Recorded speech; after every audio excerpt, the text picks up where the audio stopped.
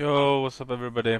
I just wanted to go over the deck profiles of top 32 of YCS Pittsburgh and to see what it really means for YCS Bologna and how you should prepare. Because a lot of people will take their deck list or how to prepare for the meta for YCS Bologna from this tournament and French Open, but mostly these two tournaments. These two are the big ones before YCS Bologna. So if you're planning to go YCS Bologna, I feel like you should look at this.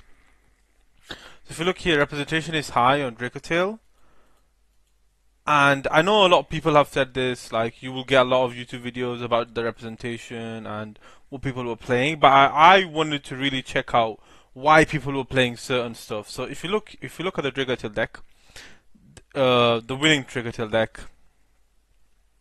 It has 3 Fua, 3 Ash, 3 Droll, 3 Bell, and 3 Nib, and the 1 Bestial. And then it opts to play the Meows, Perulia, and Effect Veiler in the side deck. So, from what I can see here, the deck is planning, game 1 is planning to prepare for combo decks, and so decks like Yomi Mitsurugi, Pure Mitsurugi, any kind of draw decks with the Droll and Lockbird. And also to counter Dracotail when they lose the die roll, because you can bell the trap cards to help counter Flame or Sting. So that's how he prepared. And then if you look at the side deck, he's opting to play Meows and Perulia. Obviously, Perulia has kind of disappeared from the format. No one opts to play it. But I feel like people are missing why he's playing it and the thought process behind why he's playing it. I'll get to that later. And then we've got Effect Veiler and the Bestials. So as you can see, he's playing one mag in the main, and he doesn't play Sarunia in the main. So, and he's up to not play another Baldrake and opts to play Sarunia because Baldrake has a very good effect, but he opts to play Sarunia instead because there's multiple uses with the Bestials to maybe revive something or bring back something with Arthalion, or just to send something from your deck just so you don't get dead draws, etc, etc. But what I really wanted to go through was the Meows and the Perulia. Why was he playing Perulia? And why was he playing Meows? Why was he playing both? Why not one? And why was he playing Veiler? So I think the reason he was playing Meows and Perulia is because this deck, well, I think most decks struggle against Yumi Mitsurugi going second. And I feel like when they were building this deck, they chose to play all 9 of the Charmies just so the opponent can stop comboing. Because Dracotail is at his strongest when it sees like cards like Famina and then paired with the Rahu, Famina paired with the Ketu, or Mululu paired with the Ketu, or Branded Fusion. Is when Dracotail is the strongest, because when it's paired with these kind of cards, it can easily break boards. Because Rahu basically means Urgula or Pan, or Rahu basically means Urgula, Pan, or Mululu, any of the dragons to break the board. And what Ketu means is that Ketu is like way better than Rahu going second, but what Ketu signifies is he can add more cards back with Arthalion, so he's plusing a lot and he's breaking your board. So that's why they chose to play 6 Charmies in the side just so they can counter the Yomi Mitsurugi deck. And then they chose to play Effect Veiler instead of Retaliating Sea because they get hurt by Retaliating Sea as well, because it's very hard to out. It's not hard to out, but it just makes it a bit strange or a bit difficult, especially when you play Dracotail and they don't want to deal with that, so they'd rather play Effect Veiler. And they chose to play Bestials, 3 Bestials specifically, and they chose to play different names just so their hands are not clogged up, and they have different names. So like they don't want to draw double Baldrake, so that way both of them are always live. Because if you have Baldrake and Sarunia, both of them are live, just to counter the Yomi Mitsurugi deck. Now, a lot of people don't understand this, is that the Yomi Mitsurugi deck, although it's good, it struggles against these kind of hand traps. Also, that the cookie and the book loses a lot of value because you've already established a lot of bodies to force out the cookie. So the cookie loses a lot of value through the bestials. So the bestials are very, very strong. One of the strongest cards you can have against Yomi Mitsurugi or pure Yomis. So I feel like the way the format is going, if your deck doesn't have a direct confliction with the bestials, I feel like you should have bestials somewhere in the main or side if there's no direct confliction. Let's say pure Yomi or Mitsurugi Yomi, they don't want to turn off the marshmallow, so they shouldn't really play a bestials. But I feel like every other deck should be playing bestials, and we'll see that in the later other decks that they opt to play bestials as well. But I feel like this is the concept behind the Meowls and the Parolia, to play them just so they have enough draw cards, just so the Yomi Mitsurugi deck can stop playing. Also, it's an Ashbe. If they Ashe, the Rahu and Ketu will most likely resolve. If they survive, if they can break the board, but it most likely will resolve. So that's also one of the reasons why. And if you look at the other decks in YCS, so we've got the person who came second place. You look here, Dark Ruler no more inside, Great Purification. You will see a lot of this in the main deck. This card will stay in the main deck for YCS Bologna as well, because some people will still opt to play cards like Dark Ruler no in the main. So I feel like this card will 100% be in people's main deck. And you can see here, there's no Futsu, there's no pre-prep, there's no Mirror, there's no Futsu, Kusanagi, and Aramasa. And also same concept. They choose to play Droll and Bell in the main. Droll and Bell in the main to prepare for both matchups. To prepare for the Yomimitsu matchup and the Rickettail matchup. I feel like this is a trend that will continue forward for Bologna as well, where I feel like if your deck can handle a high non-engine, you will be choosing to main Droll and Bell. If your deck can't, you have a high non-engine count, you'll either stick to one or another. So I feel like this is very important. Also, Crossout. Crossout is gaining popularity again, because the reasoning behind Crossout is, especially in the main deck, is people have realized if they combo, they win the game. That's what Yu-Gi-Oh! Or the format is leaning towards. So Crossout makes sure that your opponent's hand traps don't resolve. So this is why I feel like people are moving towards people are opting to play Crossout, especially a deck like Yomimitsu, where if Habakiru resolves or Saju resolves, or your Marshmallow, or on your Yomi names, they chain Fu and you go chain Crossout, you automatically win the game. So I feel like people are moving towards a Crossout format, where if your deck, if they play, they win the game. So I feel like you'll see this more and more, Crossout. And then the Double Cyclone is against a Dragatil tech card, you can say, but I feel like it can only be used in a deck that uses spell cards. And then 2 Nib in the side, maybe for the Mirror, or Pure Yomi, or just to like catch people off guard. And then we see Meowls again, and 3 Retail C. Nothing too special here. Then if you look, I just want to see if something's interesting. This Dragon's Mind here. I feel like that's a card, if you see it, you win the game. It's almost like the one of Solemn Judgment. And then this is why I just want to show you the pure Yumi deck is unplayable. That deck is dead.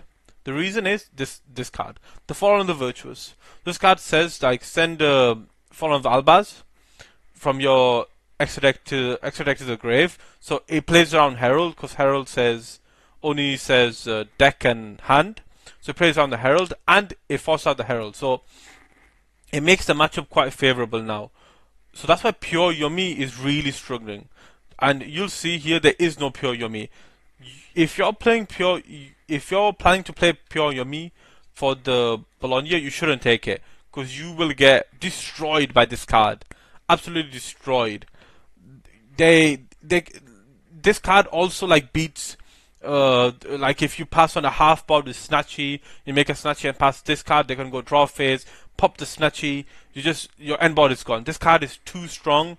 It makes this deck have a really good matchup into pure Yomi, so I feel like pure Yomi is not viable anymore.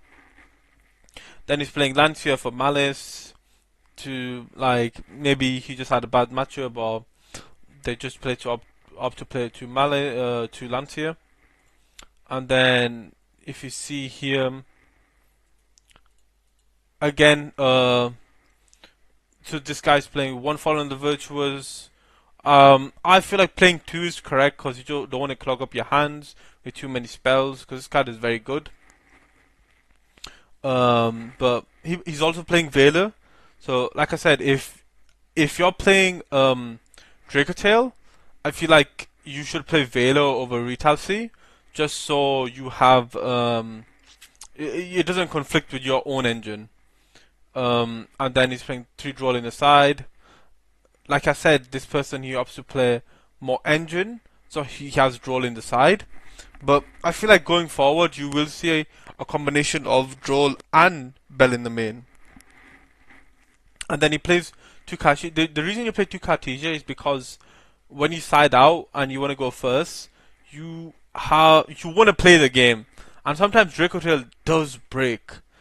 It doesn't break as much, but it does break. So it's very important to have ways to play. And then the Lunar Light, it's a matchup. If you don't respect it, you're probably gonna lose. Mr. Yomi, C1 Wosu in the side for Lunar Light, so this person respected it. Again, 3. So if you look here, same concept: 3 Meows and 3 Perulia in the side, and cross out. I feel like this trend will keep on going forward. People will opt to play 3 Meows and 3 Perulia because it just stops your opponent from playing.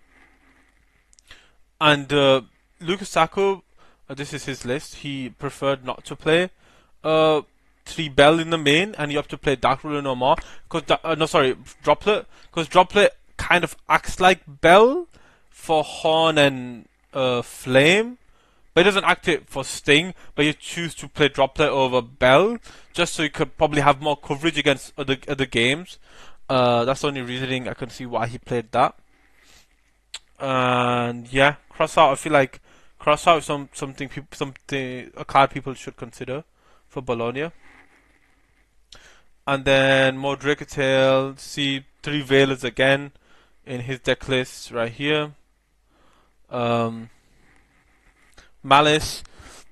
Another thing is if you don't play a lot of spells, like the Malice deck doesn't, especially after combo, there's not a lot of extenders except for Goldsack, Malice in Underground, and Terraforming.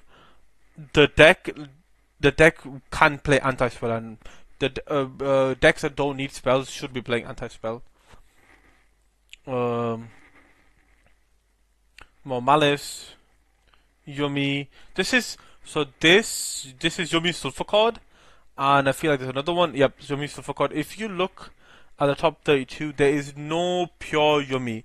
Pure Yomi has been relegated to Yomi Sulfur Cord. So if you look at the Yomi Sulfur Cord list, they're playing the 3 Primora, 1 Cutia, 1 Solfegia, and 3 Happiness. And if you look here, same thing, 3 Bell and 3 Droll in the main, because they don't want to lose the game 1 to Yomimitsu or to Dracotail, because you can Bell the Dracotail traps, you can Bell cards like Pre-Prep, you can Bell any 1 card star with the Yomi, because you can Bell Mignon. And yeah, they also don't want to lose to, like, when they start with Habakiri, they can Droll them.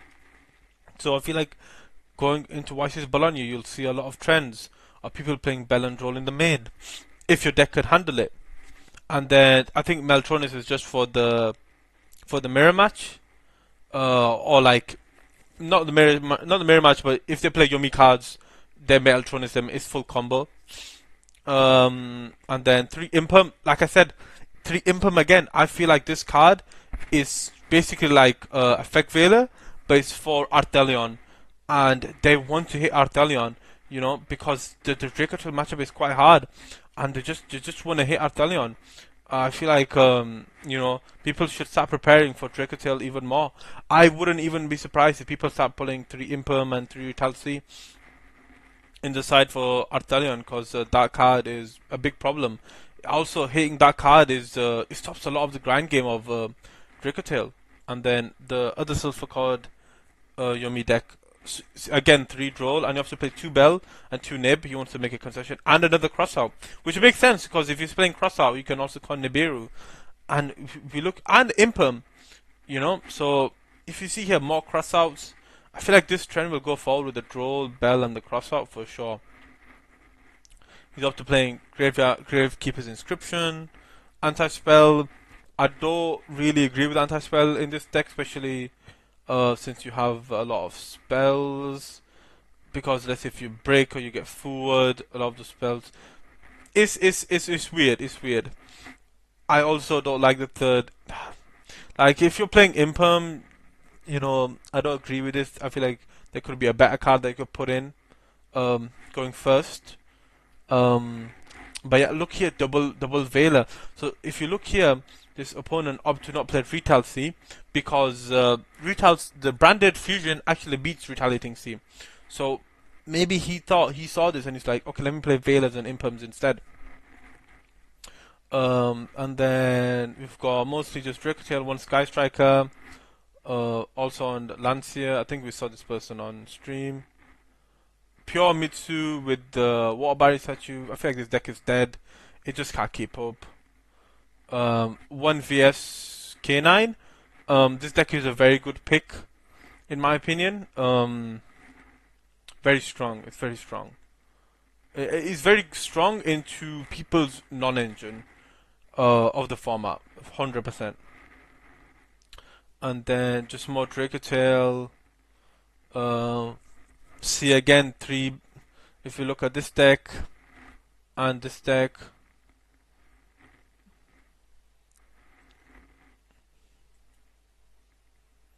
what are the decks?